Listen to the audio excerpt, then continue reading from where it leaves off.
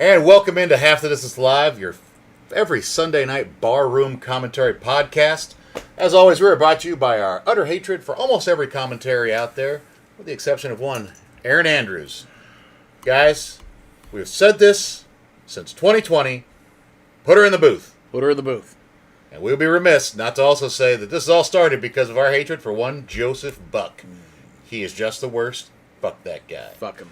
As always, I am Matty Fax, joined by Scottathan Staten, a.k.a. Scotty Stats, Brian the Professor, and soon to join us, Dick Woodcock, a.k.a. the Great Skunk Hunter. Got a lot of fun games to talk about today. It all started off with the Titans and Steelers on Thursday night. Will Levis, second game, finally getting a real second start. Had a fairly good game. The Titans did lose the Steelers 16-20, but Levis had 262 yards passing, no touchdowns, threw an interception. Derrick Henry, pretty good game. 75 yards rushing and a touchdown. 3 catches for 27 yards. Phillips paced their wide receivers to 4 catches for 68. For the Steelers, it was more about the defense than anything else. Kenny Pickett did have 180 yards passing and a touchdown. And Deontay Johnson, 7 catches, 90 yards and a touchdown, which was his first touchdown in something like 668 days because he went all of last season without one. Actually, we jumped in so fast. I actually wanted to interrupt real quick. I wanted to congratulate Brian. Okay. He had a really big achievement this past week. Actually, also Matt, I wanted to congratulate you too. Eric, Yeah. I actually would like to congratulate you. Oh, sorry, that's Dick Woodcock. Dick Woodcock, yeah, that's right. And if you don't mind, I'd like to pat myself on the back. We all had more passing yards than George Pickens last week. So Receiving yards. The receiving yards, yeah. Yes. So congratulations, all of us. Thank you. We all we all received more yards than he did, and it's really fantastic. So I good almost job, everyone. forgot because I jumped into the game stats too fast. Every week we make picks for the games, and then the next following weekend we hand out koozies for who had the best week on that, and whoever had the worst has to drink using a koozie of their least favorite team. Dick Woodcock's least favorite team is anyone Tom Brady plays for, so he has to use the pink Tom freaking Brady koozie. Scottathan, Hey, you and Brian tied for first place, and I got lucky in the fact that I got third and didn't have to use my Packers koozie.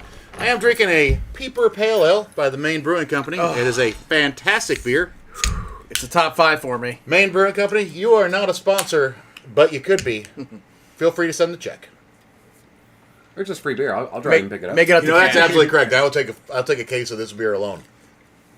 If you never had any other beers, though, check them out. They make fantastic ones. All right, back to Thursday night. It really was more about the defense for the Steelers. They had some very timely interceptions, a lot of pass rush getting to Will Levis. He still had a pretty good game for a rookie.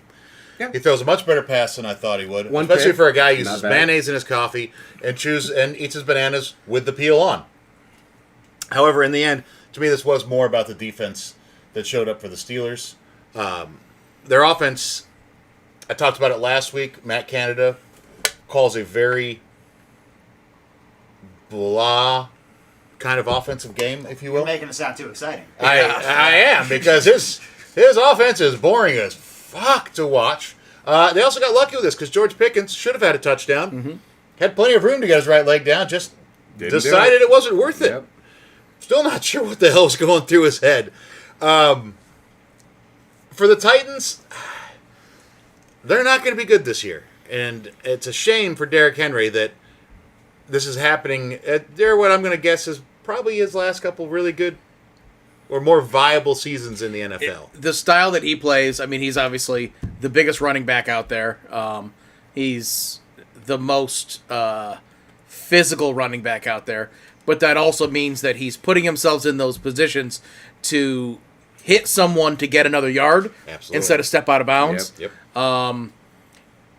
That's going to shorten your life. I don't care how big you are. When your waist is 4 feet high and you're a running back, that's a bad combo. Yeah. He's still 100% the king. Yep. They're not using him that way. Nope. It's unfortunate. Najee Harris actually finally had a good game also. Had a touchdown and had about 60 yards Yeah. rushing. So Also, in regards to Derrick Henry, I'm going to agree with you, Scott. He's still the king, but I think it's fair to say his best days very well are behind him at this point. and with that team. Yeah. With that team, there's other teams that can probably use him a lot better. Yeah. I don't think they're doing a good job.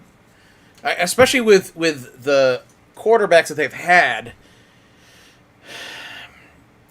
especially like they're on their third quarterback of the season at this point.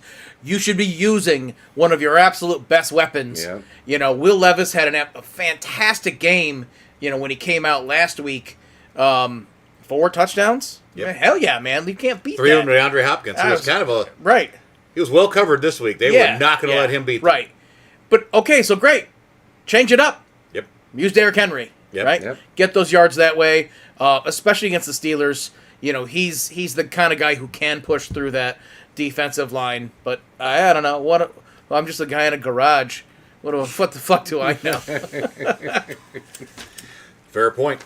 This morning, the Dolphins and the Chiefs played in Germany, and once again, as I pointed out last year, what a great crowd there. Yep. They Yep. get into it, and it is a lot of fun to see the interaction that they have watching the game. And a fuck ton of actual jerseys from the teams we're playing. Yes. And Vastly different from England. Yeah. Also Yes. helps that the 16-year-olds can drink. So, yeah. They don't get as stupid drunk as Americans do, No. let's be honest. In that game, the Dolphins did lose 21-14. Tua, not his best game, 193 yards passing and a touchdown.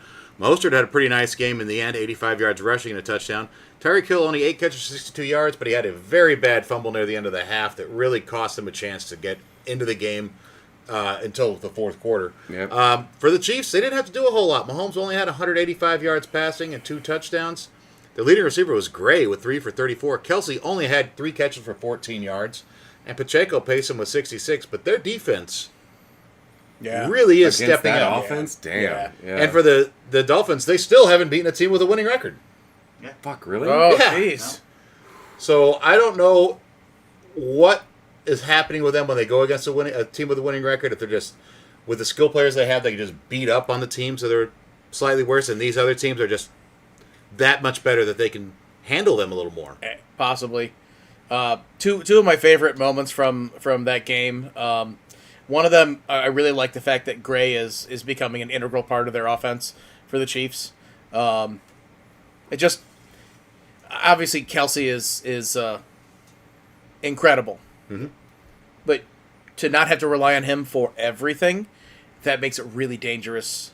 I feel like I leave him out, like we talk about, like, Mahomes just going to make it rain to whoever the fuck he wants out there. You're going to hit 5 receivers, but also, to hit Noah Gray like that, like, he's really stepping up. He's looking good.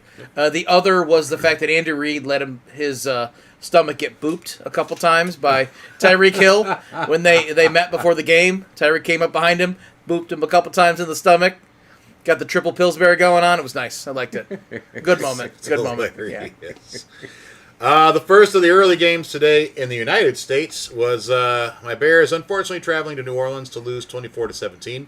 Started off well. Bilbo Bagent looked like he was going to have a decent game.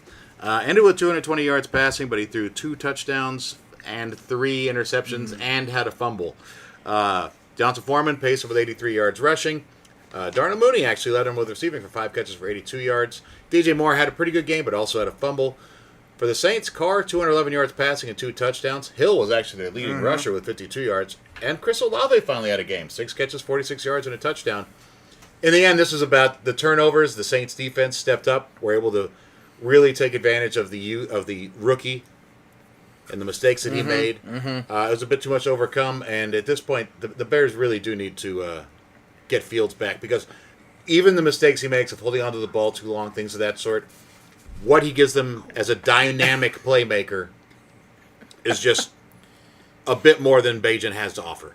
But I'll say this: it's way too early to read about Bagent, but he actually looks like he's got something to build on. I do agree. I think he'll end up being if nothing else, a good backup in the league. Like, he has shown enough that he can develop into a better player. He's got than he the is height. now. He's got the arm. Obviously, he put how many thousands of yards in his career? You want to say, yeah, but it was only D2. Okay, but he delivered, and he was the absolute best coming out of D2. Now here he is. Everyone's a little bit faster. Yep. There's definitely a couple times that you see him underthrow. Like, these guys are faster. You need to put it a little bit further ahead. he had some good rushing yards today, actually. He really did. He's got a little more mobility than people think. Yep. So and that- give him a little more time. He could turn into someone worthy of staying in the NFL for sure. Please don't read into me comparing him to this player, but some of those throws reminded me of some footage I saw of Marshall Faulk talking about Peyton Manning in his rookie year, where Peyton Manning threw an interception on an out route, and as they're leaving the field, he looked at Marshall and he was like, I had no idea that guy could get to that pass. I thought I had it. And Marshall Faulk's reaction was, this is the NFL. Everyone can get to that ball the way you threw it. Yeah. It is something that those rookies have to learn. The reaction time of the defenses in the pro game is so much faster. Something that you have to be aware of. Well, no, and not to take cheap shots at like Ohio State quarterbacks, but just Justin Fields. Like, not everyone's going to be Chris Olave open at Ohio State. Quite accurate. Yeah. Which is one of the issues. Like, I mean, Alabama quarterbacks haven't done great coming out. Sure. Well, I'm sorry, when you're throwing to Julio Jones and Calvin Ridley, Right. yeah, they're wide fucking open against college corners. Like, Yeah. it's hard not to miss them. All right, so in the ass whooping of the day that I did not see coming, the Ravens put it to the Seahawks, 37-3. Geno Smith was terrible in this game. 157 yards passing, but even on top of that, their rushing game was terrible. Walker was their leading rusher. Can you guess how many yards? Less than 30. You are correct on that. 16 yards rushing. Jackson Smith and Jigba led them receiving with 6 catches for 63 yards. But for the Ravens, this was, again, one of those all-around team performances. Lamar Jackson didn't do anything crazy. He had 187 yards passing. Their running backs did everything. Yeah. Mitchell came out of nowhere, 138 yards rushing and a touchdown. Everybody, I think, almost every running back scored a touchdown from when I was watching that game. And Andrews was their leading receiver, which is not surprising. 9 catches for 80 yards. Yeah. The Ravens are looking like a complete team. So- Yeah. And I think they're getting, it sounds like, to me, it still feels like they're getting overlooked somehow, despite the fact that they're at the top of the AFC North. So if I could just jump in for 10 seconds. I No, go mentioned you ahead. guys before the show that my buddy Ian went to the Ravens game, who's a huge Ravens fan. He was like, that was pretty sweet. And I texted him that, like, I'm not saying that the Ravens are a Super Bowl lock, Super Bowl winner for sure, but I was like, at this junction in time, I think the Ravens are the best team in the NFL, or you can make that case to anyone who would objectively listen. Yeah, I mean, they've lost to the Colts and to the Steelers in both one-score games. Yep. Yeah. But as a whole, like, they are clicking They- off all cylinders. They have a great coach. None of us thought that was going to be that kind of ass kicking. No. In fact, I mean, I picked the Ravens to win, but I thought it'd be a lot tougher. Yeah, I thought the especially Seahawks when were the much Giants stronger. Yeah. traded one of the best defensive linemen they had to the Seahawks this week. Mm-hmm. Didn't help out at all on defense. yeah. Geno Smith is not playing like what he did last year. He's looking like Geno the Jet. Yep. Oh, Yep. nice. Not as bad as that, but still, like, from what the Seahawks were doing last year, we expected so much more. They definitely got their ass kicked. No, he's definitely Geno the Jet today. But today he QBR was 14. Oh, today, no doubt about it. But I had man, to start him in one of my fantasy leagues. I had no Oh. choice, and it cost me. Yeah, Bad. but no, the fucking Ravens were monsters today. In the ass whooping we all saw coming, the Browns had the Cardinals travel to see them. The Not even a Cardinals, field goal? Come on. well, the Cardinals traded Dobbs to the Vikings before Halloween ended. The Vikings, this is a good move. They needed someone to replace Kirk Cousins. For the Cardinals, to me, this is just you know what, fuck it, we want the first pick. I don't know what else it is. Because if they put Kyler Murray out there and he gets hurt and can't finish the season, it's a guaranteed $98 million he gets all of a sudden. Yep. And Dobbs looked really good today. Yeah. So for the Cardinals, Toon, their rookie, had 58 yards passing, which is still more than DeVito last week, so I'll give him a little bit of a credit. But 2 interceptions. He was also their leading rusher with 28 yards. Their leading receiver was Hollywood Brown. Not very Hollywood. 4 catches for 24 yards. For the Browns, again, everybody did something. Watson, 219 yards passing and 2 touchdowns. Ford at 44 yards rushing.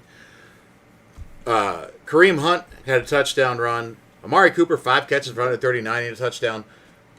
It was a straight up, we're going to take you back behind the shed and kick your ass. And I don't know how else to describe that game. This was what I expected every game to happen to the Cardinals this year. They've been so scrappy all year. I feel like we've been talking about how we like their attitude, I don't. But then this is like management is clearly saying no. The one thing that was keeping us alive was Josh Dobbs' quarterback play, Yeah. and actually he was in talks of getting traded to the Browns also, which I find that to be a little interesting. He came from the Browns. Exactly. Right? Actually, being traded to the Vikings. He's on his 5th team in a year. Yeah.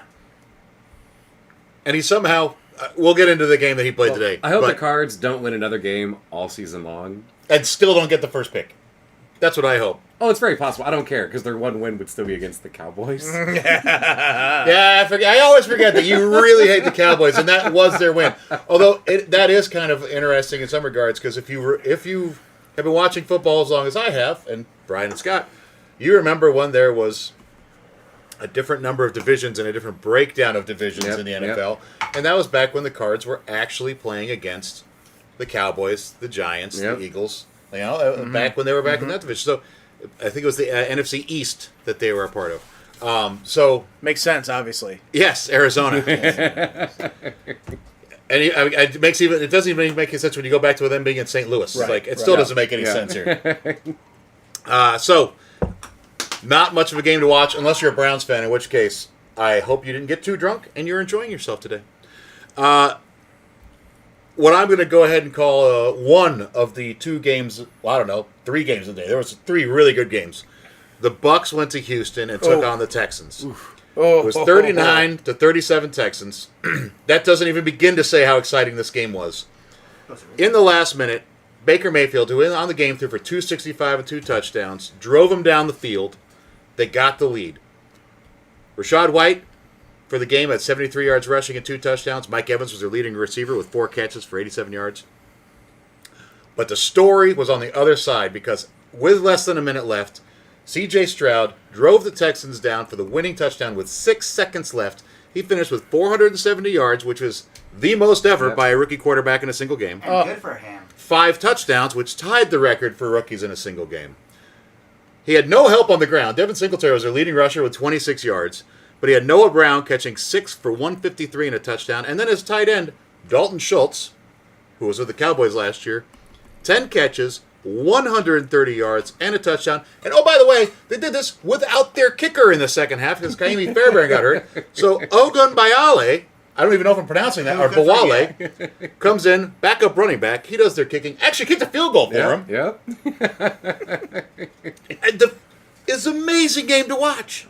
It was so, and I realize these are not 2 teams that are going to be winning the Super Bowl, but how much fun was this game to watch? Like, Brian told me he saw that. He's like, that sucks for the Texans. They lost. And stopped I paying saw attention. the Bucks touchdown with 48 seconds Yep, left, and I was like, yep. I got to go get dinner. Yep. Like, oh, what the fuck? Oh, man. Oh, it was great because I'm sitting in my house watching Red Zone, and of course, that game, they're just showing all of that drive. It was so much fun to watch.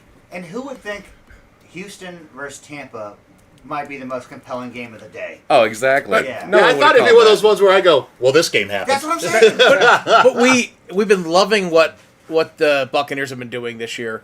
You know, they're not playing champion football, but they're looking way better than we expected. And Baker's Baker looking seems like like a good and fit. like he this is- belongs. Yep. Bias coming from me, but like at no point has Baker just been like he's washed, like he can't cut anymore. Like he did what he should have done to win. Yeah. And then C.J. Stroud was like, Right.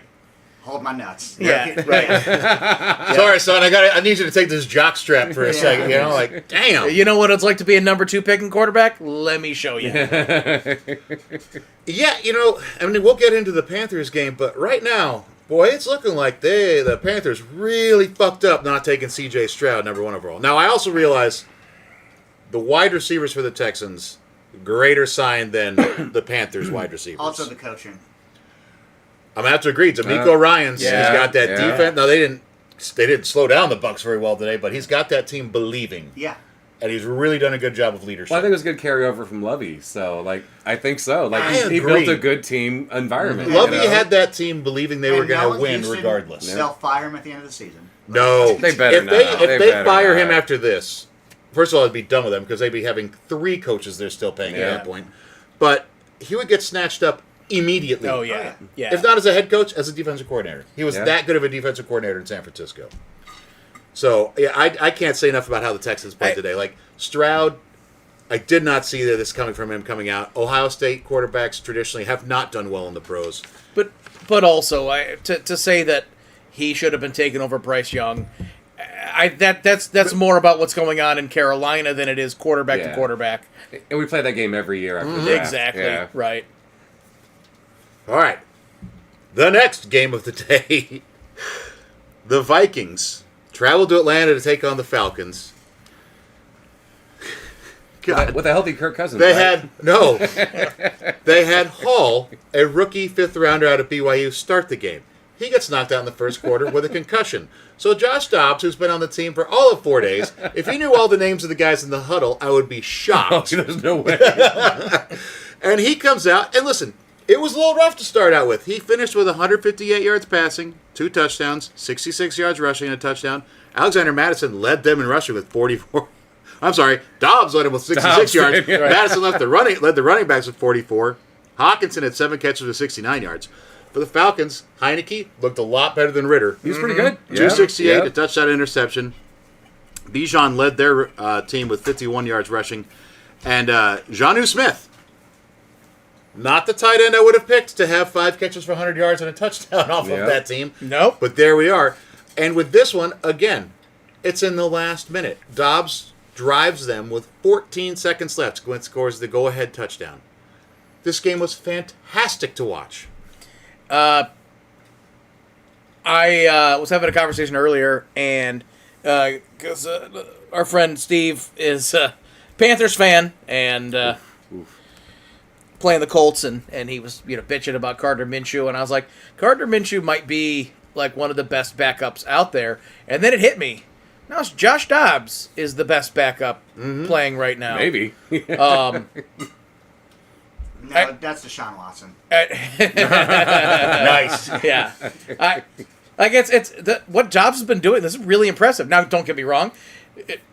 Some of it is just like, all right, we got to run regular plays, and the O-line for Minnesota is really good, right? These are the routes. Ish. They're good enough to give you time. That's for sure. His escapability today was amazing. But Yeah. but like, here he is, like, okay, just do the basics. And by the way, you've got some good offensive threats to hit. Yep. Just play the football you were taught. You might not know all the schemes. You don't need to do everything perfect. And it was enough to pull out a fantastic win. So he's looking really good. I don't know that he's starting quarterback ready, but Definitely not. he is, even with what he was doing with Arizona. Thought he was doing a great job, but still, like, for him to jump in like this, that is really impressive. Oh, I'm a fan. Yeah.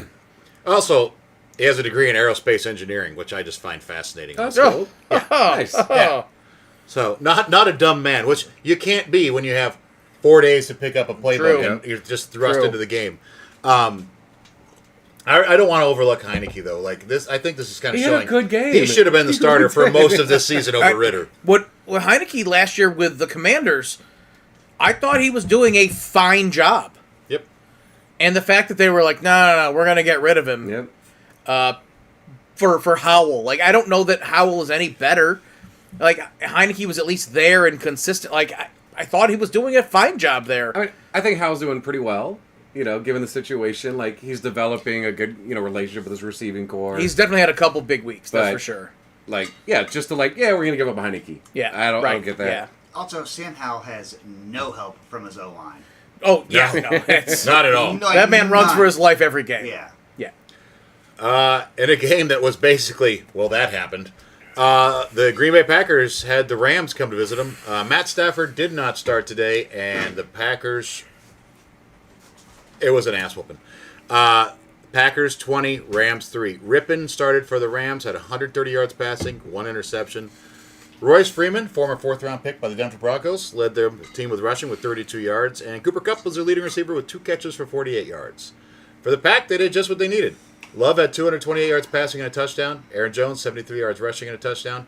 And the leading receiver was Musgrave, I believe Luke Musgrave, rookie tight end. Yep. 3 catches, 51 yards, and a touchdown. Aaron Donald had a few big plays, as Aaron Donald will. But overall, the Pack handled the Rams just as they should Yeah. with a starter that is not anywhere near as good as Matt Stafford. Yeah, the Rams running game is non-existent, and Without Kyron Williams, yeah. right, and this just showed that without a good quarterback, they can't do anything. Yep. Yeah, it's kind of scary because Stafford has a long injury history, back Yep. issues. All And he's kinds been of in the stuff. league yeah. for a while. He's He's 35. old. Yeah, Yeah. he got in 2010. Yeah, And he played for the Lions. Like his body got is beat. destroyed. Oh. yeah, And yeah. he never complained. Yep. Nope. Oh, that one clip they keep showing every few weeks, and like, shoulder pops out, and he still comes back in to win. That's which is one of the. Oh, I fucking love that Oh, mentality. yeah, Yep. yeah. Would have been a lot cooler if it wasn't versus the Browns, but Speaking of Sam Howell, the Commies traveled to New England to take on the Patriots, and they came out with a win, 20-17. Sam Howell, 325 yards passing, a touchdown and interception. Brian Robinson, 63 yards rushing and a touchdown. Terry McLaurin led him with receiving with 5 catches for 73. For the Patriots, they looked a lot better this week. Mac Jones, 220 yards passing and a touchdown, did throw an interception.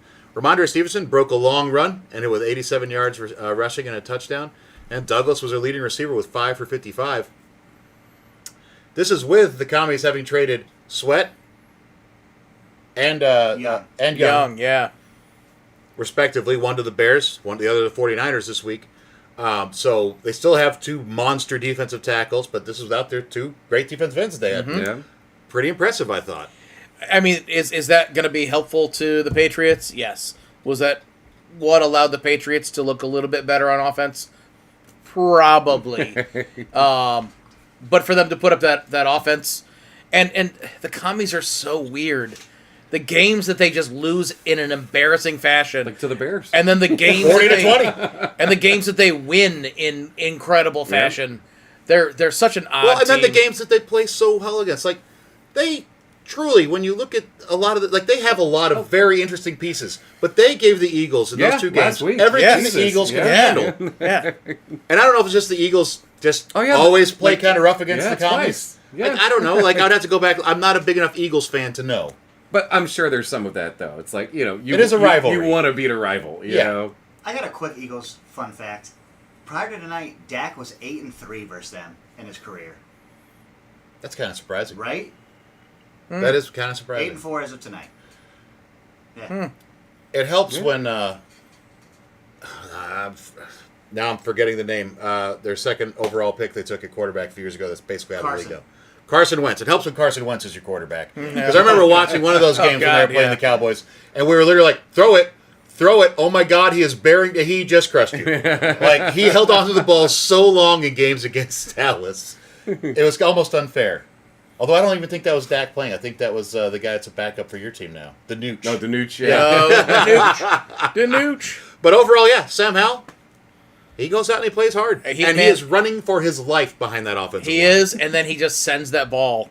So he's Full he's got, send. he's got a lot. Yeah, that he's got a lot of good characteristics. I don't know that he's a franchise quarterback, but Yep. that being said, like could he turn into like a Wish.com fucking a your Rams pick. guy, Matt Stafford? You know what I mean? Like you spend some time like getting your ass kicked and learning how to scramble, and then getting better at getting the ball Yeah. out really quickly, making off balance throws. There's something to be said about that kind of forged in fire type situation. Hopefully he doesn't spend as many years as Stafford did in Detroit getting his ass kicked. Well, with the picks that they got from Sweat and Chase Young, they got an extra second and an extra third down. They can draft They some can offensive build. linemen. Yeah. Because, Oh, yeah. good God, Oh, if yeah. he actually had an offensive line with those wide receivers. Yep. Because Dotson and McLaurin are legit. I was And gonna when say, Curtis Samuel is healthy, that's a great third wide oh, are you receiver kidding to me? have. Yeah. I mean, fantastic third wide out. Arguably, any one of them. Most teams, any one of them could drop in at a 1 or a 2 wide receiver. Absolutely. Yep. Yeah. Well, like today, like he only got sacked 3 times, but I think he was nearly sacked 6 more times. Like not just touched, like nearly sacked. Yeah, I feel bad for him because it's just you don't like to see anyone get beat up that bad because it can take it out of a young quarterback. They'll get gun shy. Yep. So hopefully they can get a line around him because I do think he's got a lot of skill for the league. The Colts travel to Carolina, take on the one-win Panthers, and they are still the one-win Panthers. 27-13 Colts. Minshew, 127 yards passing and a touchdown. Jonathan Taylor, 47 yards rushing, 5 catches for 22 and a touchdown. Pittman had 8 catches for 64 yards for the Panthers. Here's the big part of it. Bryce Young, 173 yards passing and a touchdown, but 3 picks, 2 of which were returned for touchdowns. Same guy. Yeah. Same guy. And that alone sank them today. Yep. Now, you never know. They could have been stopped. Colts may have driven down and got a touchdown. There's no way of knowing exactly. But it's a 14-point difference, and you had 2 pick sixes. Yep. So Bryce Young, Bryce Young, even if it's not all his fault, I'm sure is blaming himself right now. Okay. I'm very sorry, Mr. Stats. The Giants traveled to Las Vegas to take on the Raiders. They had just put Tyrod Taylor on the IR this week, but Daniel Jones came back. He did come back. And had a non-contact knee injury that apparently they're worried is a torn ACL. So Tommy DeVito stepped in. He did throw for, I believe, 176 more yards than he did last week because he had 175 yards passing today. With 1 touchdown, 2 interceptions. Saquon, again, nice game, 90 yards rushing. Slayton, 4 catches, 59 yards. Josh Jacobs was basically the big thing here. 98 yards rushing and 2 touchdowns. O'Connell looked fine. 209 yards, no touchdowns, no interceptions. Tucker led with 2 he looked catches, fine except for 52. that mustache. Oh, that mustache is awful. That's got to go. Yeah. To me, this is more about the Giants having to deal with a very raw rookie. And the Raiders' defense with Max Crosby was able to do enough to very much harass him. Yes, he did. And make some plays. And that, in the end, to me, was the biggest difference in this.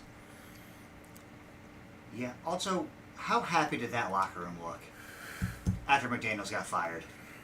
Probably about as happy as the Broncos locker room looked after McDaniels got fired a few years back. It checks out, yeah. Here's my question.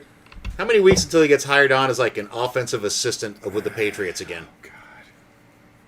I mean, I wouldn't let him teach a Pee Wee football team. Wow. He's just... Everywhere he goes, the only time he wins is when he gets caught cheating. Every fucking time. People forget he had a little Spygate issue himself. oh, well, so maybe he's going to head to Michigan. Michigan, I was going to say get him on that. Yeah, Jim Harbaugh does seem to want to be Bill Belichick in that one. But yeah, for the Raiders, their new head coach, I'm struggling to remember his name right now. He was Pierce. He was a linebacker for the Giants back when they won the Super Bowl a few years ago. He was line coach, but... Yeah, and he came straight out and he's like, I'm very black and white with this. Like, this is what I expect. This is what we're going to do. At least for 1 week, it worked. Their defense has been playing really hard-nosed football. Yep. All season. Yeah, it's... JD said, I heard the Houston Astros are hiring a new manager. God damn it. Maybe McDaniels should switch sports. They Might be good lost. for him. Come on, let it go. They lost. And the final of the afternoon games, a lot of fun. The Cowboys traveled to Philadelphia to take on the Eagles. Eagles pulled it out 28-23. Prescott had a great game, though. 374 yards passing and 3 touchdowns. Pollard was the leading rusher with 51 yards. CeeDee Lamb, 11 catches, 191 yards. That guy right now is getting peppered with targets and is almost unguardable. Yeah. For the Eagles, though, Hurts, 207 yards and 2 touchdowns.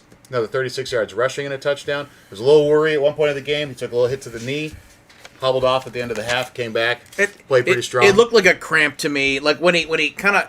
The way that he got up slow, and then as he got going, and it cleaned itself up.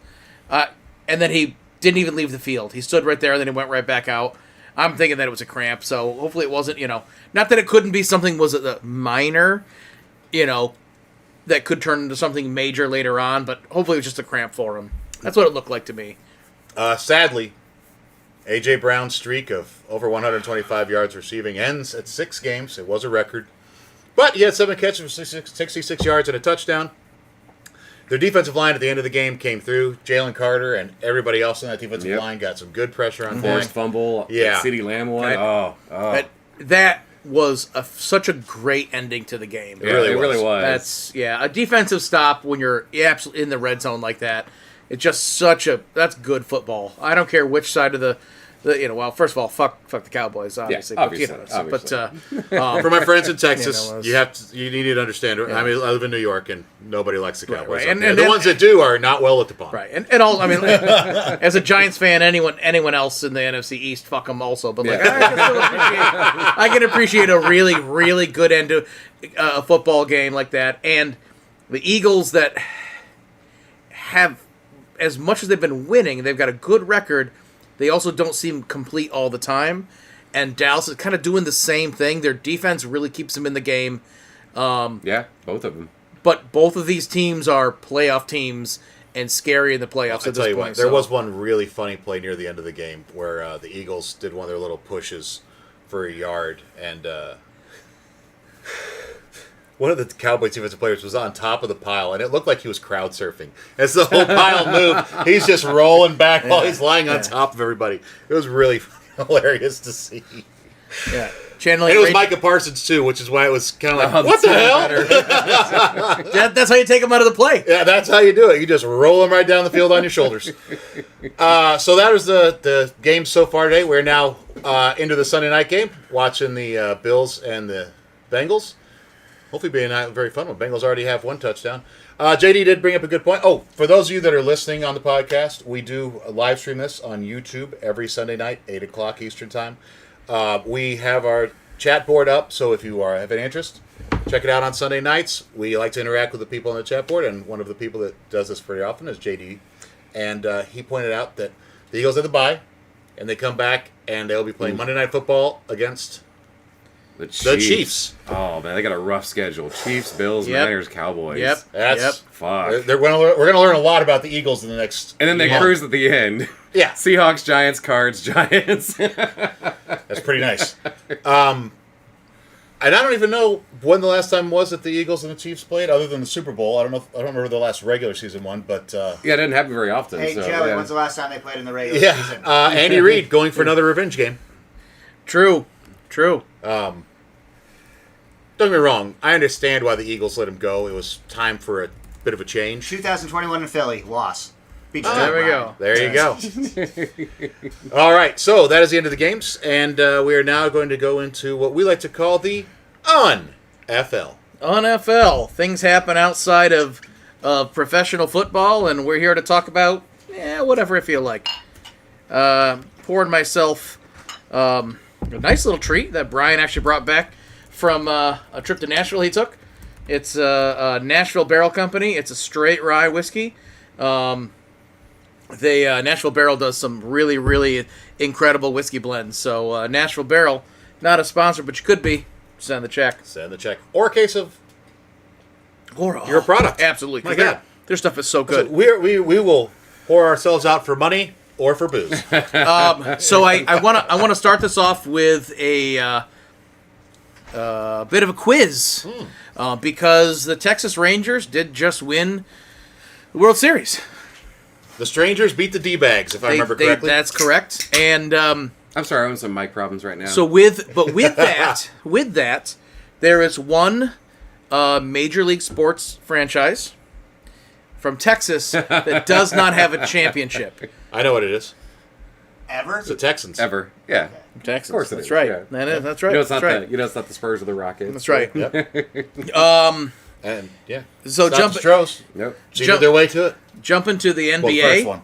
They got the next one. Let it go. outright. Let it go. They got the next one outright. So jumping in the NBA, the in-season tournament kicked off on Friday. There was 7 games kicking off the in-season tournament. I don't know how I feel about this. Do you guys have any? I've read all about this in-season tournament. It's the first time they're doing it. If you guys have any questions, go ahead and shoot. Any questions about the NBA in-season tournament? It's a cash grab.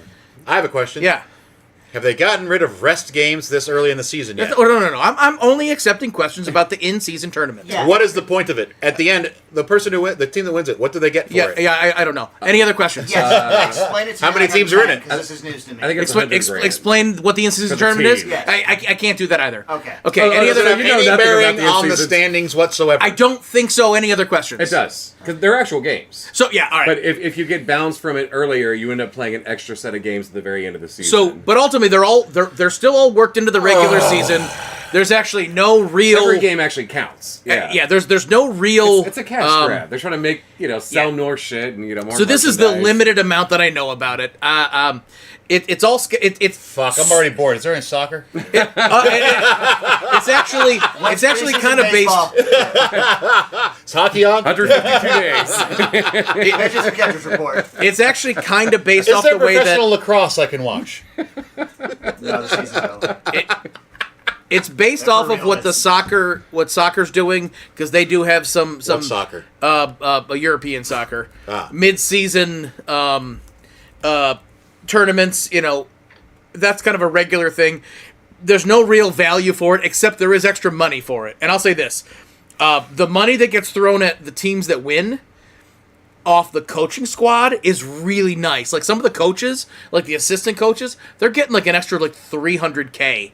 Some of the players, they're also getting like an extra like $300K. So if you're not one of the stars in the team, there's some good money in that for you if you win some of these things.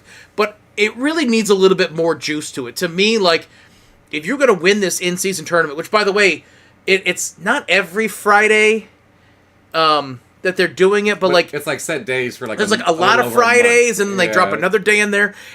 How the whole thing works out, it needs to get ironed out. The concept could be fun. It does seem like the players are taking it a little more seriously, because but there's no, like, it's not like if you win, you automatically get a bye, or you automatically get seated in there, but I could also see this turning into like LeBron tweeting to former LeBron, where like, who would have thought 16-year-old kid from Akron won an NBA in-season tournament in 2023? Right. No, it kind of seems like to me like it's the Mega Bowl from semi-pro, like. Yeah, what do you win? A giant trophy. And then, that's it. Just a giant trophy, guys.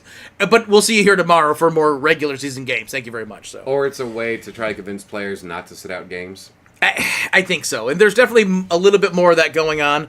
But at the same time, what's going to keep Kawhi Leonard from taking a day off during an in-season tournament game, like, when I know that we're trying to make a playoff push? I don't know. Well, Anyways. if he doesn't play, James Harden eats all his snacks. That's true. That's true. All right, so I got a bunch of stuff to talk about related to college football, which does seem to dominate a lot of this segment. Something fun during the Oregon State and Colorado game. So in the third quarter, Oregon State scores a touchdown. They're up 20-3, and they kick a field goal, but Colorado goes off sides. There's a penalty. Oregon State declines the penalty. I'm sorry. They accept the penalty, and they decide they want to go for a 2-point conversion, which they fumble, and Colorado picks up and runs all the way back for a touchdown. Oh, shit. Nice. Now, it still worked out for them. However, they won 26-19. But holy shit, you were up 20-3 late in the third quarter. Why go for that 2-point conversion? I don't understand. You made the field goal. All you had to do was decline the penalty, and there's your free point. Yep. Instead, it cost you 7. Well, I mean, stats say if you're that close, go for 2, Yep. Well, NFL stats say that. I don't know what college stats say. That's a lot of fucking variables, Yep. I'm sure. Yep. Michigan is back from their bye week, and they played Purdue. This is Michigan's first game back from Spygate. Did they get film on the bye so that they could beat that? That's possible. This is their first game Get the back call from signs. right. They're playing Purdue. So Michigan, who is 9-0, going up against Purdue 2-7. They did win. Was critical. They did win 41-13. However, I do want to point out that Syracuse beat Purdue 35-20. So is it really that good of a win when you're Michigan and you're not cheating? Syracuse is garbage. Are we sure they weren't cheating? No. Because the Purdue coach came out this week and said he was positive that Michigan staffers have been at one of his games. Also, that was a super cold handshake at the end of the game between Harbaugh and whoever the Purdue coach is. Yeah. Yeah. So, Texas Longhorns really showed the quality of education that you get in Texas. Their cheer squad, spirit squad, whatever, they ran out with 5 players carrying the banners that the letters of Texas, right? And everyone shouted, "Yes, Jay! Go, Zay Longhorns! TSXAE! Zay!" Yep. Fucking idiots. Sir, I don't know if you know this about Texas, but the larger schools. I went to Texas Tech, and we're more known for partying at the larger schools. Not True, over true. academics. No, it's not Rice. Rice Academics. They always spell their team name right, but they're like 2-9 at the end of the season. Fair So- enough. Fair enough. Northwestern and Iowa were apparently playing baseball on Wrigley Field in their game because Iowa beat Northwestern 10-7. But actually, what the worst part of that game is that there was a chunk of turf that kept getting ripped up right by the goal line on one side of the field, where they had to keep running out and like pulling up the turf and backfilling it and stuffing it down, and then the next play would happen and it would get all ripped up again. And according to JD, that's vandalism and theft. And it was no. This is just during the during the game. During the game. Yes, the players are trying to steal Right. the field, guys. because they're playing football on a baseball field in a turn of the century stadium. Maybe we stop doing that. Maybe we stop doing that at Wrigley Field. Maybe it can't handle it. Well, when you have to clarify which turn of the century you're talking about, Fair enough. that's an issue. Fair enough. Yeah, we are in the 2020s, so technically it Yeah. could have been around 2001. Right. Ohio State. Yeah, no, I'm definitely talking 1900s. Yeah. Depression era stadium. How's that? Ohio impressed. State still undefeated as they beat Rutgers 35-16, but I do want to point out that Rutgers pulled off a fake tush push to perfection. It was such a good play. Yeah. Go back, watch those clips. The way that Here's the that. center kind of held the ball a little bit longer, and then the quarterback took it and just ran around. It was really well executed. And this wasn't like at a goal line. This was like somewhere near midfield, and they got some serious yardage out of it. It was a Nice. great play. Everyone take a look at it because there's so much going on about that quarterback sneak and the way everyone's setting up to try to emulate it. Take advantage of When those are we going to things see right a now. snap straight through the quarterback's legs to someone else? I think that'd be fucking fantastic. I do too. Okay, here we go. Texas A&M and Ole Miss. Oh yeah, this is a good one.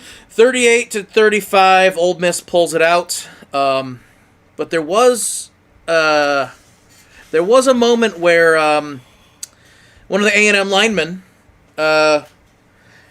as he goes to stand up, one of the Ole Miss players kind of stood over top of him, legs straddled. So here is a helmet right. The A&M Right for the lineman, testicles, if you right, will? like right there, like clearly getting teabagged on the back of his neck, right? Instead of like pulling himself out of there and saying, "Ho, let me get out of this situation." Now he decided to do a full-on uppercut right to the Ole Miss player's nuts, so he got ejected. That was smart. That was real I smart. bet no one saw it. It was so clear and obvious. What the Ole Miss player did was egregious, but also to rewind, the Texas A&M player before he teabagged him, the A&M player was on the ground. The Ole Miss player pushed down on him and used him as a prop to help himself up, and then stood over him and So it was teabagged him. Yes. retaliation. Like the A&M player knew Yeah. exactly what he was doing. But it's always the Yes. second one that But, gets you. it doesn't Yeah. excuse it, but the A&M player, he knew exactly what he was doing. Oh. Preceding that getting Straight uppercut. He was Yeah. on his knees. Straight uppercut to the nuts. Straight Mike Tyson. Oh, it was great. Nice. It was great. Oh, not helmet, like a legit Oh, no. uppercut. Uppercut to the nuts. Yes. supersonic. Yeah, Yeah. right. Street Fighter. Yeah. It was great. Sonic right to the boom. balls. So the last one, there's also a little bit of a quiz here. FSU 24-7 over Pitt. They smoked them. Not a surprise. But FSU did get called for an equipment violation on their kicking team. Do you know what could have caused the equipment violation? A T? Nope. No, that would have been a good guess. That's though. a good guess. A Eric, towel. Eric, do you got what would have caused an equipment violation? And this is something that can only happen in college and not NFL. Only in college? Oh, God. Something with, like, fucking socks. Something stupid as shit. There was 2 number 5s on the field. Oh. Wow. 2 number 5s on the field. I don't even know how that happens. Because they have... Because equipment managers don't get NIL money. Yeah. Because they have so many players, right? And they can duplicate numbers. And sure enough, Can't be on the field at the same there time. it is. Exactly. So, it was definitely a fun college week with hijinks abound. So Nice. So when Syracuse is really shitty, you just explore other college football teams. Syracuse is always shitty, so I always explore other teams. That's not true. They're good for the first 3 weeks. They were good for the first few weeks, sure.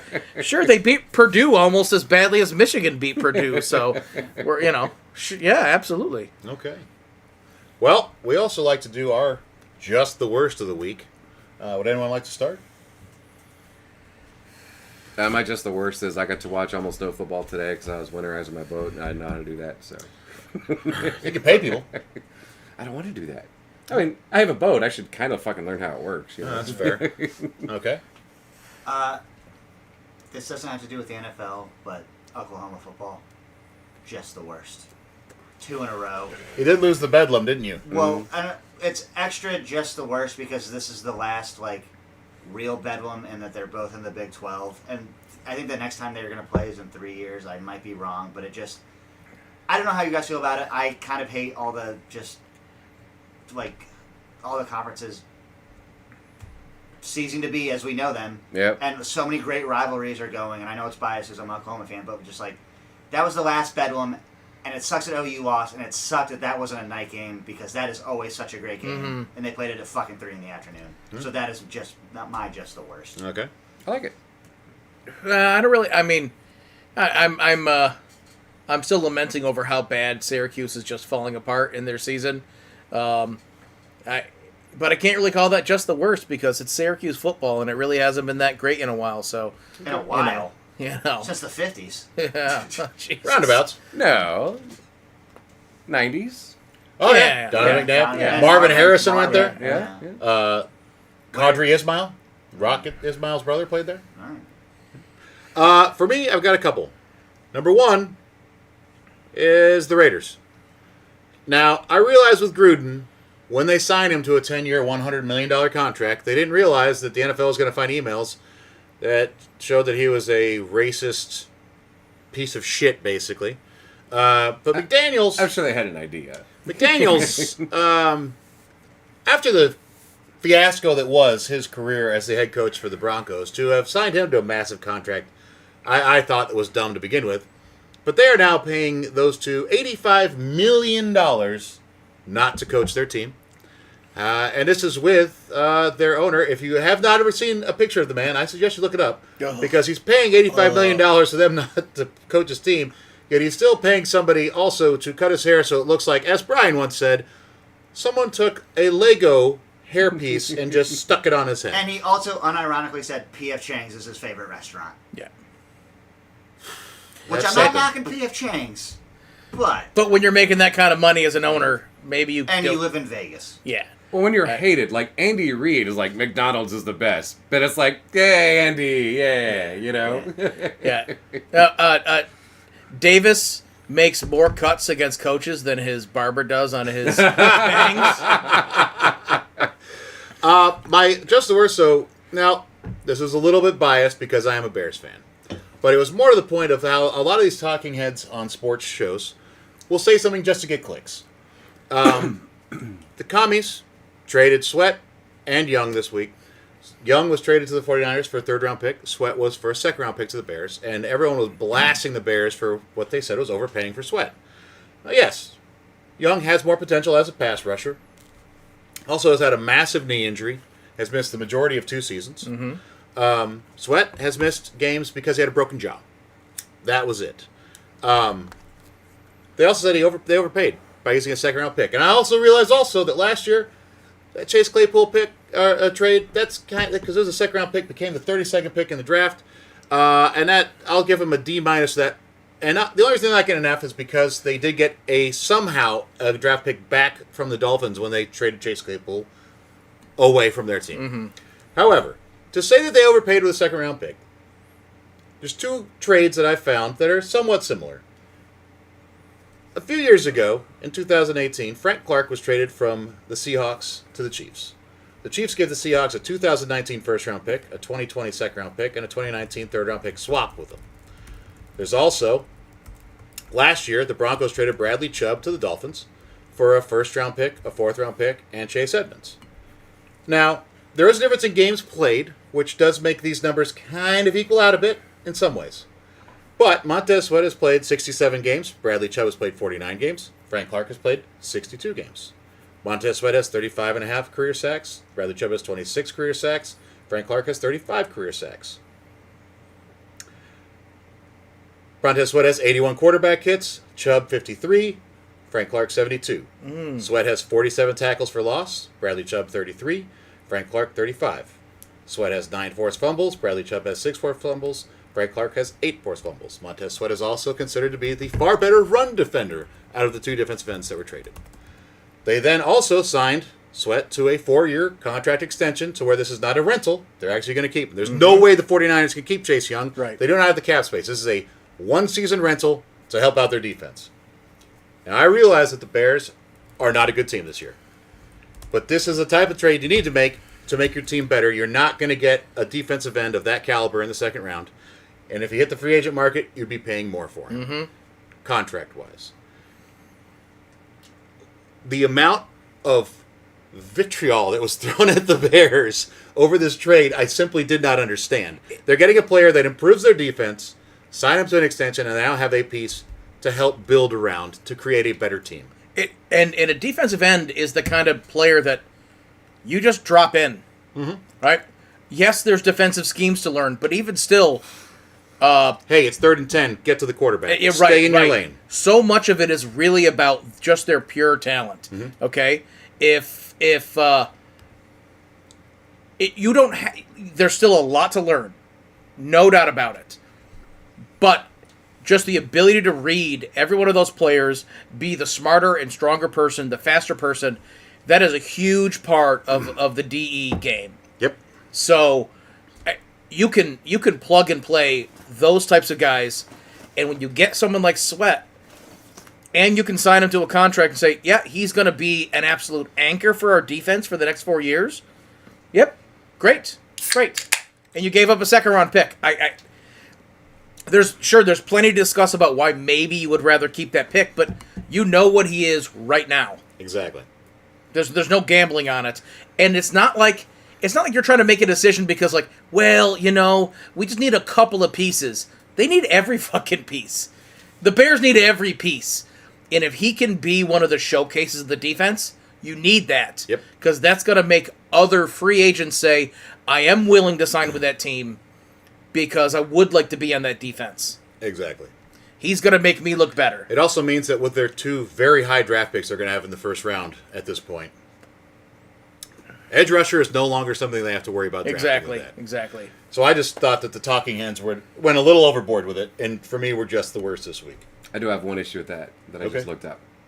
$73 million of it is guaranteed. Yep. That's a big fucking guarantee. Guarantees are going up and up Chubb and up. only had like 51. Yep. Yeah. Ouch. It's the way the game goes these days. In response to one of JD's questions, out of curiosity of whether or not John Gruden's emails, whether it was NFL email account or personal, I honestly don't know. Oh, I thought you knew. The way you were saying it. Yeah. He also is very upset that there was apparently a lot of other information found out in that research that was not released to the public that he is still very angry about. That he was the only I'm one still called hoping out. he's got something on Jerry Jones to get him the fuck out of there, I think it's in the realm of possibility John Gruden's personal email could have been like, I love pussy69 at hotmail.com. That is a definite possibility.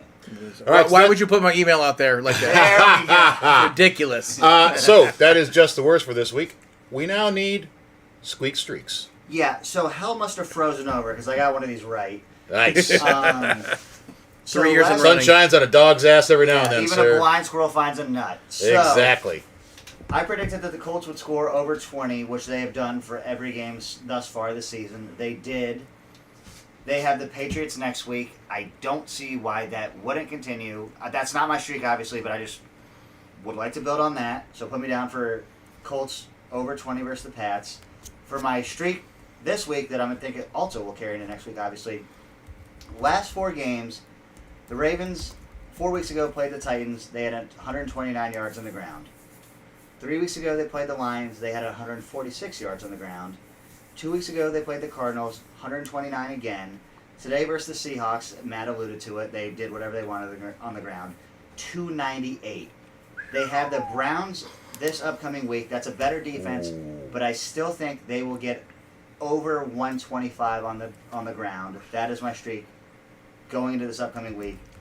Ravens will have over a $125 on the ground rushing versus the Browns. Wow. Apparently, JD looked it up. It was his NFL account. I agree with you, JD, with the second statement that it had been his personal email. That'd have been extraordinarily fucked up that was released to the public. Yeah. But the fact that those were in it on his NFL account. So some of them were his personal, Oh wow, but sent to NFL people. NFL people You through their professional accounts. That's like the HR group coming to you like, we really need to talk. Which, by the way, I can put the Bears as just the worst also because they had to fire their running backs coach this week for something that HR said, we need to get rid of this coach now.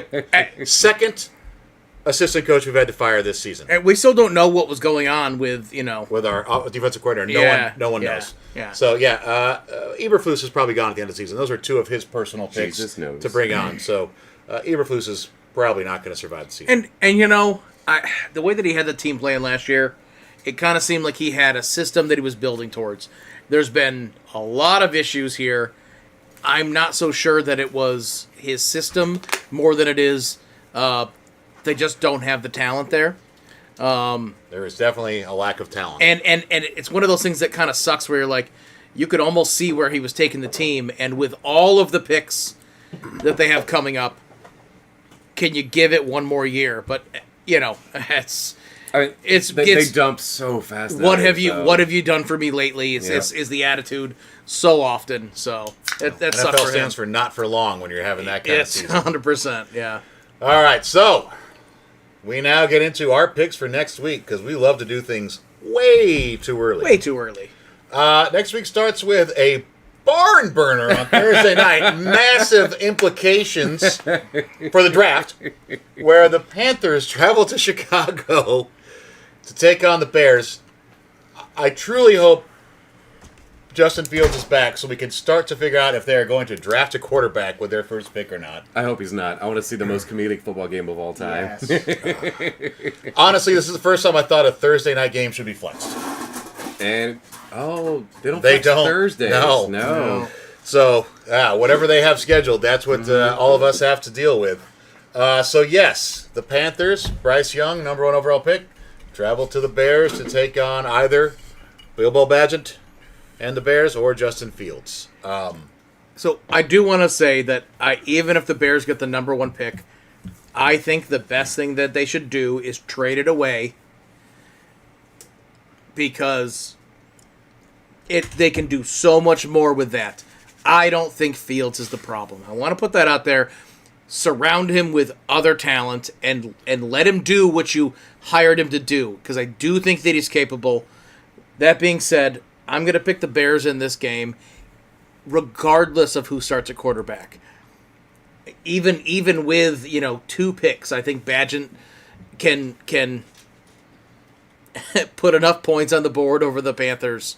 Give me I am Bears. also picking the Bears, not just because I am a huge Bears fan, but also because I genuinely believe this is one of the games on their schedule that they can win.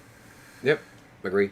Well, now I hate to say it because it sounds counterintuitive, but I think this is just one of those Bears, we're going to play not to lose the game. And by doing so, we are going to win the game. Bears. Nice. Right, Yeah. right. But like, just ugly. Yeah. yeah, like basically it's like, guys, we cannot lose to them. We're up by 5. Yeah, Everybody just fucking chill out until the final whistle. Nobody be a hero. Don't do anything fucking Nobody be stupid. a hero. You don't fuck up, we win. All right. Sunday morning, the Deep dish on Germans get to enjoy the Colts being hosted by the Patriots in Europe. This is actually kind of a weird one to try to pick because the Colts defense has not been very good this year. No. The Patriots offense also has not been good this year. Jonathan Taylor is due Yeah. for a Jonathan Taylor game. Now, the Patriots' run defense is actually pretty good, but I truly think Jonathan Taylor is due for a big game. But even if it isn't Taylor, it can be Moss. And Absolutely I think correct. I think that's what is gonna be helpful to them is because you can have both of those guys out there, healthy legs, and healthy legs are going to be really important when you're dealing with a time change. And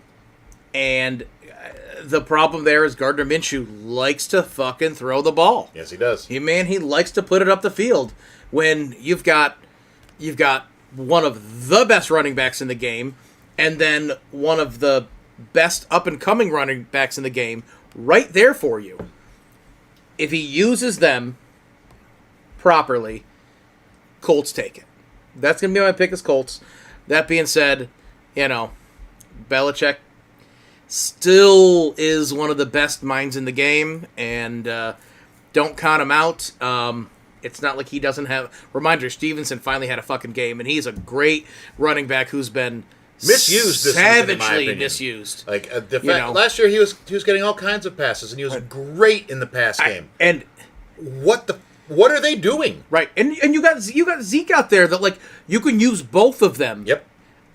Zeke is not who he used to be. So they say. We don't see him at all this year. Has he really taken that much of a step back? I don't think so. I think he had like 6 carries It's today. it's crazy. One of them was good. It's crazy. But like So- you said, Belichick is one of the smartest minds in the game. He might see Defensively. something. Yeah, but I'm just saying he might trust or not trust in Zeke enough that we're seeing as much Zeke as Bill Belichick wants us to see. Maybe. Also worrisome is the fact that Josh Downs, rookie wide receiver for the Colts, who's been very good this year, had to leave the game today due to injury. Hopefully he's back for the game because he adds a dimension to that offense Yeah, that true. they sorely true. need. Yeah. I do think the Colts find a way to do this. I think the Colts find a way to do it, but the Patriots are annoying for 3/4 about it. Yeah. That checks out. Yep. Colts. Okay. The Browns travel to Baltimore. But the AFC North is just tough this year. Yeah. Yeah. The Browns have a fantastic defense. The Ravens have a fantastic defense. The Ravens have the better quarterback. And I think overall their offense is a little more... I think the Ravens' offense has just overall got more skill players than the Browns have. I know that Amari Cooper is very good. You just never know with Deshaun Watson what player you're going to get. I don't know if, in my mind, the Browns players truly believe in Deshaun Watson. I know the Ravens players believe in Lamar Jackson. Yeah. So I say that the Ravens win this game, and it is partly because of the rushing game that Dick mentioned over there. That's Got right. it. Yeah. Dick Eric, Woodcock mentioned it. On a good day? Yeah. There's a good chance this is just an ugly, brutal game. A true AFC North. Yeah, yeah, and it's weird. Like at the start of the season, I wouldn't have expected this to be a game worth watching, but a game that you have to be an NFL fan to watch.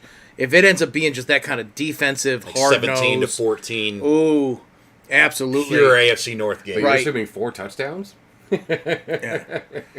Maybe 7 safeties. Yeah. I don't know. Yeah. But I'm going to go with the Ravens too. I do think that the Browns defense is scary, but the way that the Ravens are playing right now, I really hope they don't take a step back. If they do get beat by the Browns, it could be one of their linchpin moments that it's like, okay, time to, like, this is how we have to adjust, and then they'll be really scary. But give me the Ravens. Yeah, I say Ravens too. I think, both defenses good. I think the Ravens' rushing defense is better than the Browns' passing defense, and that's where the mismatch is going to come from. And I do think that the Ravens wide receiver group as a whole has issues, but I think Zay Flowers has a big game from the rookie. Ravens are the best team in the NFL, like I said at the beginning of the show, right now. And this is a game that Matt introduces as, in a game that wasn't as close as the score suggested, Ravens took care of business. Ravens. The Packers travel to Pittsburgh to take on the Steelers in a game that I just don't know. The Steelers' offense is so... They've been outscored by 30 on the season. They have a winning record. Their offense is not very friggin' good. Yeah. But T.J. Watt and that defense make plays just when they have to. And Jordan Love, I don't think he's gone against some decent defenses, but T.J. Watt and that pass rush, they don't quit. And Mike Tomlin, I see them being kind of ready for the Packers. I think this is just, it's one of those years. Yes, I'm a Bears fan, and so to pick against the Packers is kind of innate. But this is one of those things. I just think Tomlin has that team ready to play. They're a tougher team than I expected them to be, and while there are some good weapons out there, even though we all did have more receiving yards than Pickens this past week. Good job, guys. Again. I did what I could. Yeah, no, good job. He did not. But Deontay Johnson is going to go get like 125 receiving yards. He'll get a touchdown. He is still really special. I think the Steelers can do enough on defense to control the game. It'll be their game under control. The Packers might have some nice fun plays, but it's.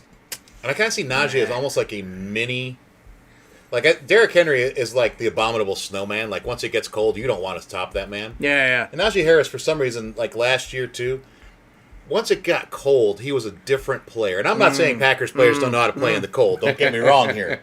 But for some reason, his almost lumbering running style works far better once the temperature goes down. I just kind of feel it's a Najee Harris game. Yeah, and home game, Mike Tomlin at home, love it. The way the Steelers are playing on their defense, love it. It's gonna take magic from Green Bay to pull this win out. So yeah, Steelers. So through 7 seasons, Lawrence Taylor and T.J. Watt have as many sacks and interceptions, and T.J. Watt is only halfway through his 7th season. Steelers on that. Wow. Tee. Wow. Yeah. Green Bay does nothing for me. Jordan Love is not growing at all. Pittsburgh's not good. Good enough to fucking beat Green Bay, though. Yeah. Pittsburgh's record is pretty good. Okay, the 49ers travel to Jacksonville to take on the Jags. They're coming off their bye week. Hopefully a little healthier. Also, The Niners are on a 3-game losing streak. hopefully that's a fun game. I agree. Yeah. Brock Purdy has not looked great. I'm being kind with that statement in the last 3 games.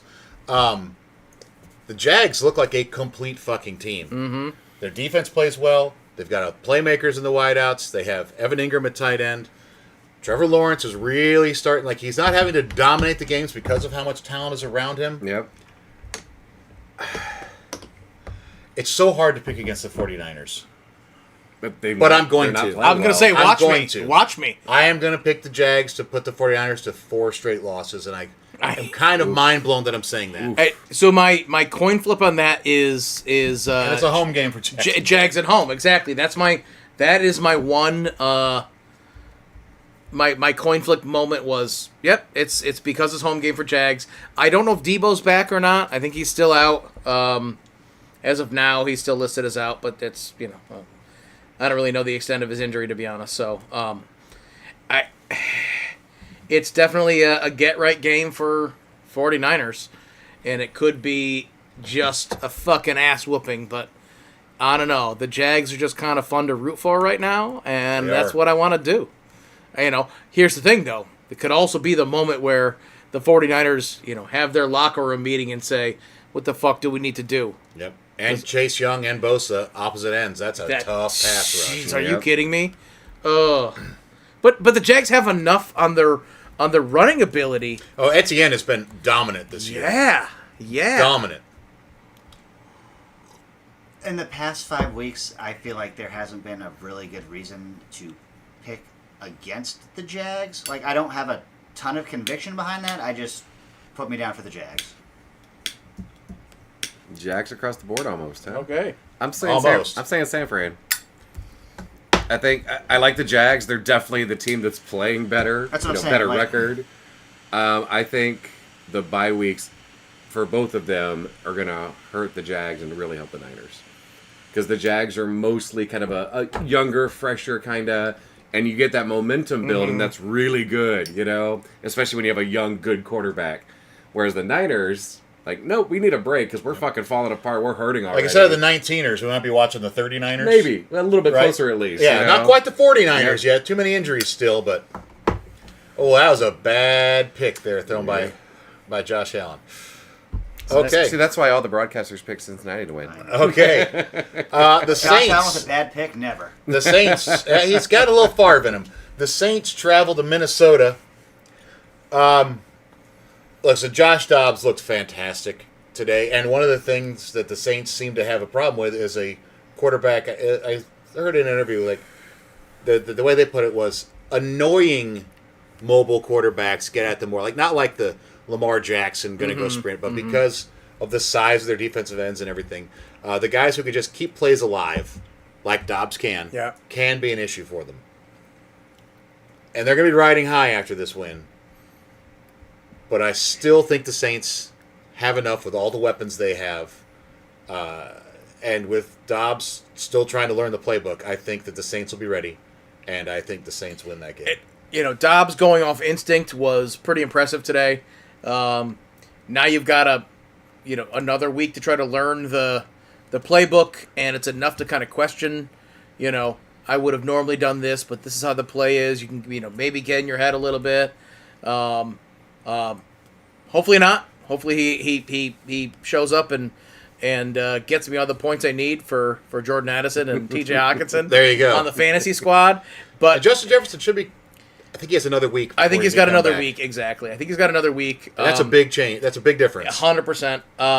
And, the Saints clearly listened to us when we said get Taysom Hill involved because... Yeah, Taysom Hill has been playing really well. He had a fantastic game this week.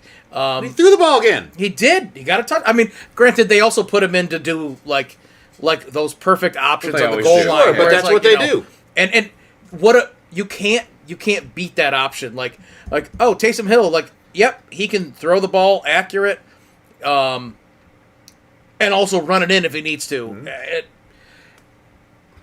Using him the way that they have been is so creative. I think they've got so many people on their offense to get ahead of the Vikings and their scoring abilities, which are obviously not going to be the same without Kirk Cousins. Josh Jacobs can keep him alive, but again, no Justin Jefferson. I think the Saints pull this one out, but I think it could be a fun one. Oh, I think it should be a fun game. Really fun one. Same thing Scott said, Saints, but I just because Josh Dobbs is still enough of a wild card, I think it's going to be more fun of a game, actually, than had Kirk Cousins been at the helm, if that makes any sense at all. Kirk Cousins would have kept them competitive the entire time, Yeah. where Josh Dobbs can keep it a lot more entertaining, Yes. for sure. I'm going Vikings. Okay, that's a hard pick, to be honest. The Saints, I think, not a better team. The Dobbs thing makes it really tough. The Saints can be a much better team than they are, but they're not pulling it together. Right. If If Justin Jefferson is better and shows up, it's looking like no. I don't. Right, but then holy fuck, I don't even know what to think. So, because now the field's wide open. Yep. Okay, the Texans, going off that dramatic win, travel to Cincinnati to take on the Bengals. Bengals defense is better than you would think for a 4-3 team. Early in the season, a lot of the problems they had was because of Burrow and his calf and not being fully healthy trying to play. The Texans, though, they're feisty. Feisty. I do think in the end, all things being equal, everyone healthy, Bengals win that game. The Texans have the better record They right do. now, which is kind of funny to say, They're 500. That's so weird to say. right? I mean, They're going to be tied after tonight, probably. Right, Cincinnati, If Cincinnati yeah. wins, Cincinnati wins, they're going to be 5-3. Right, So right. they'll actually have the better Oh, record. yeah. Right. But Oh my God! What? and the way that they're going right now, they're going to be Holding. 5-3. Put that finger down, Joe. I really, really, really want to pick the Texans to win. I can't. I can't do it. The Bengals are doing the same fucking bullshit they've done the previous 2 seasons, which is sandbag in their first half of the season and then just become this really great complete team. That's what they're look like they're doing right now. And how do you what are the O-line issues that are just like they're an absolute sieve in their first 5 games and then they learn how to tighten it up. And it completely changes the way that you're in Burrow's injury and all. But still, like, I really want to pick the Texans, but I can't. I'm picking the Texans. Okay. Brian is going to either destroy us. Or he'll be drinking out of a badly. Cowboys koozie. That's right. This is also one of those I feel like I'm trying to do Scott's chemistry homework. I want to pick the Texans so bad, but Joe Burrow healthy is doing Joe Burrow healthy things. Yeah. So put it down for the Bengals. Yeah. All right. Okay. In what should be a really fun game, the Lions travel to L.A. to take on the Chargers. Lions are coming off the bye week. Might have David Montgomery back. The Chargers, not having Mike Williams is really hurting them a lot more than I thought it would. Big Yeah. time. But Austin Eckler is healthy again, which is a nice thing. But I think that the Lions' defense is good enough to slow down the Chargers enough, and I think their offense can do enough. Goff is playing better on the road this season than he has in previous seasons. I think that carries over. And it really sucks to love a coach for another team in your division so much, but I love what the entire culture that's been built in Detroit so far. So I think the Lions win this game. I'm really disappointed with the Chargers this year. Yes. It seems like every time they can be a good team, they fail at it. Yep. Yeah, and that's a team that Matt goes to bat for, like at the start of every season. I do. Me too. Justin Jefferson, two seasons ago, MVP. Super Justin Bowl. Herbert. Justin Herbert. excuse me. Yeah, right. Yeah. But yeah, so I'm picking the Lions. I think that they're they had an ugly loss. They go into the bye week. A lot of meditating, a lot of group prayer, whatever they need. Didn't they? Dominated last week. The Lions? Oh, was it the week before? Yeah, the week before they got their shit kicked And by then the they came Ravens, back and aka the best team in the NFL. Yep. All right. Thanks. sorry. Steven still that bye week is going to be really good for him. And I don't know what the Chargers have to offer. In all honesty, besides Austin Eckler, Fun names to say. Puka Nakua. He's on the Rams. he's Rams. God yeah, damn it. yeah. Who would have thunk? All right, put me down for the Lions. So D across the board. Okay. And the The, Lions are just a better team. I think they are. the Falcons travel to the Cardinals. I'm not going to think too much about this one. The Cardinals looked like anybody could kick the shit out of them today. And the Falcons, they may have lost today, but their team, I like the game plan they have more than what the Cardinals can actually pull off. I say the Falcons win this. I don't care if Eric is their starting quarterback. The Falcons win. If Eric is their starting quarterback, I might think about it for a second. They're not losing the fucking cards. Eric, just get it to Pitts. You'll be okay. Yeah. I'll tell you what, I would force it to Pitts. I would throw it into double coverage to get it to Pitts. Put me down for the Falcons. All right. The Giants travel to Dallas, take on the Cowboys. Next. Cowboys win. Next. Next. Yeah. Yeah. The Commies travel to Seattle, take on the Seahawks. This one, This was is interesting. This is more intriguing after this week. 100%. Yes. absolutely. Can Geno get his shit together? Nope. And Can DK Metcalf and Tyler Lockett have a big game? Can they And- run the ball? And is Washington just running on adrenaline? Their defense running on adrenaline because they got rid of two of their better players, Right? and now the adrenaline is gone. I don't know. I don't know. I'm going Seahawks. Home game, Seahawks. They need to step up. They need to get this. They need to get right. But the commies are so fucking weird this year. It's so strange. But yeah, give me the Seahawks. I am also picking the Seahawks because I think they have corners that can actually stay with the wide receivers for the commies. Witherspoon that they took with the 5th overall pick this year, and Tariq, can't remember his name, went to UTSA. Quarterback they took last year, Woolen. Yep. Woolen. Yep. Something like that. Woolen. I think they can stay with the wide receivers for the commies well enough that I think the Seahawks can win this game. Commies and a frisky win. Yeah. Yep. All right. Yep. I think Seahawks can win it. I think they're going to fuck it up. All right. In a game that can only be described as, we have to watch what quarterbacks next Sunday night? The Jets travel to Las Vegas to take on the Raiders.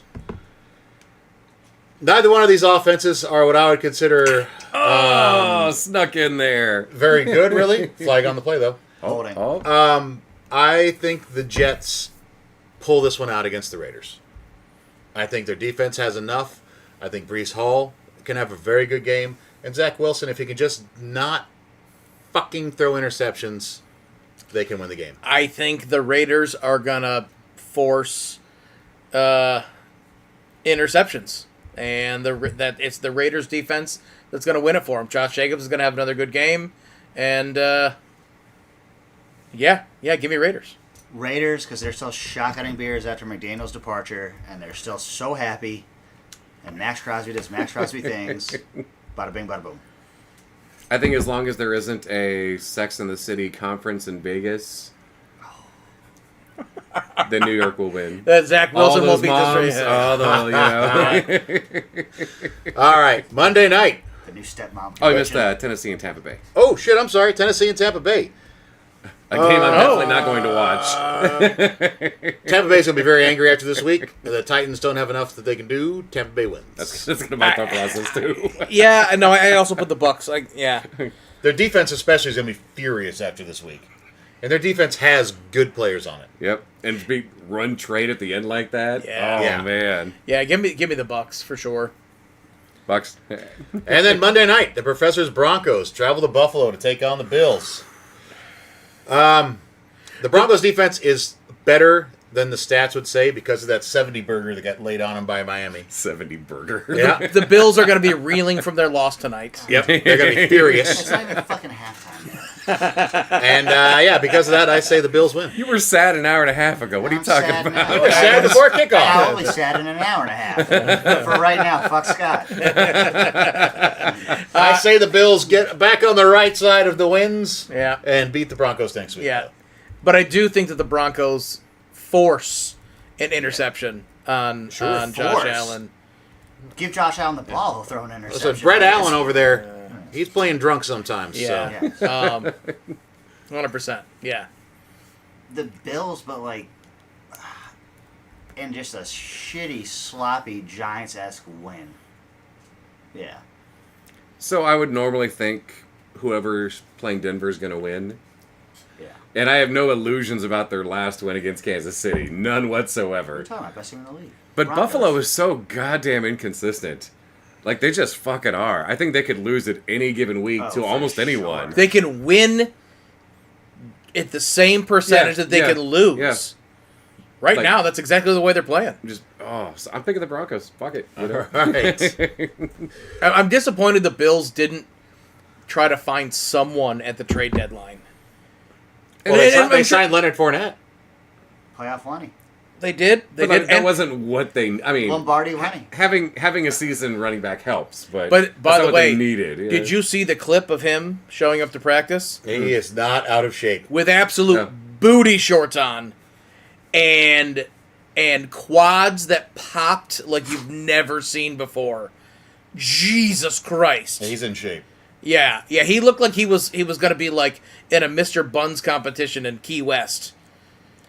Holy shit! So the opposite of Zeke.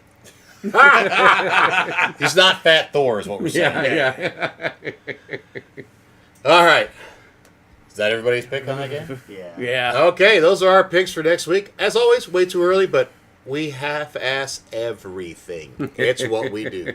The only thing we whole ass is alcohol. There you go. So, any last thoughts on this week before we sign off? congrats on everyone being better than George Pickens. It's hard to be such a good NFL wide receiver, but I try my best. Yeah, you did a great job. Appreciate it. Thank you. I love the C.J. Stroud. I know your fantasy team loved it. I mean, that's for sure. But also the by the way, I am the number 2 pick, and I'm in the NFL, and look at me now. I love that moment. Sure. Holy shit.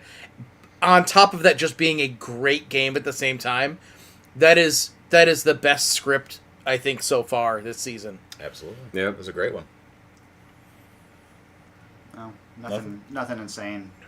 Okay. Well, you know what? There were games this week that I thought were not going to be very much fun to watch at all. And they turned out to be some of the best ones, and that's why you love watching the games every week. Hopefully we'll be surprised, yeah. Absolutely.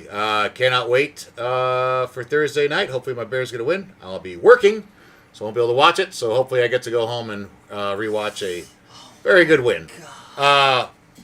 Thank you very much for tuning in. If you are watching us on YouTube, please check out our podcast. If you can't tune in for us, we are on Apple Podcast and on Spotify. It's on Half the Distance Live. Leave us a review. Give us a subscribe. If you have anything you'd like for us to discuss, leave that. If there's things you think we can improve on, let us know. Other than that, though, I am Matty Fax. Got Scotty Stats to my left, the professor to my right, Dick Woodcock off camera, the great Scott Gunter. And we are Half This Live. Thanks for tuning in, and we will see y'all next week.